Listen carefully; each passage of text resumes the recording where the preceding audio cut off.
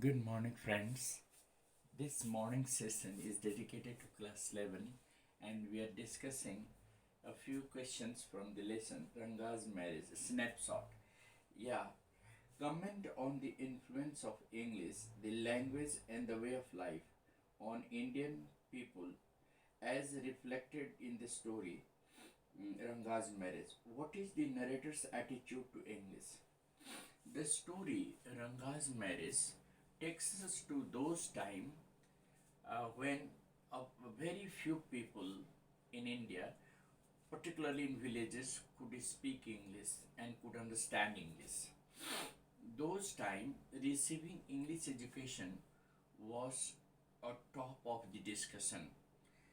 The people in villages did not use English in while speaking any other local language in the dialect, like while speaking Kannada, they hardly used or brought into the use of English words. This is being stated by the narrator in the story that when Rama Rao's son bought some firewood, and when he wanted to pay, I mean, the price for the firewood, the woman who had brought the firewood asked for 4 pice, and Rama Rao's son just replied the woman that he didn't have any change. The woman could not understand the word change and she went away muttering to herself. This clearly suggests that English words were hardly known by the people or used by the people while speaking their own language. But English was a priceless commodity that time. It was considered to be a priceless commodity.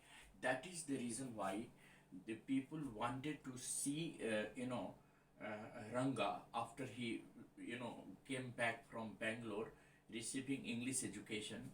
They wanted to see him whether he had any change in his appearance, in his culture, his way of behavior, and his style of living. But they found there was hardly any change in Ranga's behavior. He was wearing Janewara, the sacred thread, and he, bent down to touch the feet of his elders and so and say namaskara. So all the ethics and all the cultural values he, I mean, kept intact even after receiving English education in Bangalore. This clearly suggests that, and the narrator also wants to show that English is indeed a priceless commodity, and the learning of English and the receiving of English education does not adversely affect or influence the cultural background of our people, because it rather gives them an upgraded meaning to their life. It gives them confidence, instead of affecting the culture. That is why the narrator says that his attitude towards English is quite positive. He considers English to be a priceless commodity. He wants to show that English doesn't adversely affect the people's religious and cultural practices.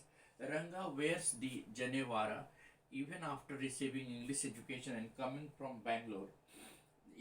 His father was the first one to send him to Bangalore to receiving English education, and after he got education in English and he came back to his native village, he was the same, Ranga, who bent down to touch the feet of his elders and say namaskara to them. This was clearly an indication that learning or receiving of English education does not adversely affect our cultural and social and religious practices. Rather, it makes us civilized and makes us more concerned about using any language. So, this is what the narrator said. One more question. What kind of person do you think the narrator is? The narrator appears to be a gentleman. Actually, the narrator, Shyama, appears to be a gentleman. He enjoys helping other people and taking pain to make people happy around him. He is, a village and a mighty proud villager of Hoshali. He says that Whose holly is to my sure estate what the sweet, you know, what the sweet, yes, what the sweets of a festival meal. He speaks glowing of the village. The narrator is a good judge of men and matters. He is quick to judge that Ranga can be the best boy for Ratna, Ramarao's niece. Ratna proves to be a very good wife to Ranga. Time proves that his choice is sound. The narrator is a great manipulator. While Ratna sings, he calls for Ranga. So the boy sees the girl and silently develops liking for her. The narrator is a very vocal and does not mind words. He can't be brief. His descriptions are lengthy and heavy. His description of his village is overreached and overstated, but he is a realist. Ranga's homecoming is a great event in the village.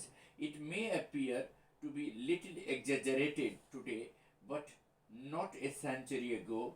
The narrator seems to have developed fascination for English language. He calls English language as a priceless commodity.